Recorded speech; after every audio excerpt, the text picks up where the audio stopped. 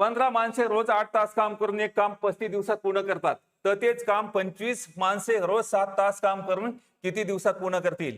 तर मग आता याच्यामध्ये काय करायचं, आपल्याला दिवस काढायचे. दिवस उजव्या साईडनं लिहा, डाव्या साईडनं काय लिहायचे? तास लिहायचे, आणि त्याच्या डाव्या साईडनं काय लिहायचं? माणसं लिहायचे.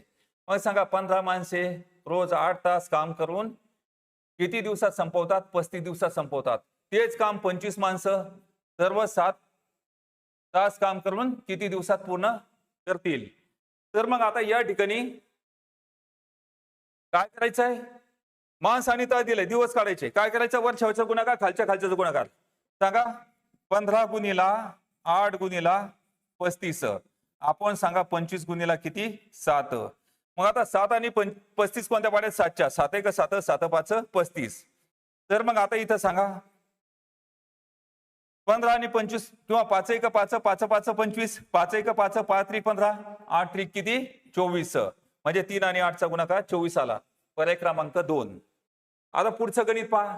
34 माणसे रोज 6 तास काम करून एक काम 12 दिवसात पूर्ण करतात, तर तेच काम 18 माणसे रोज 4 तास काम करून किती दिवसात पूर्ण करतील?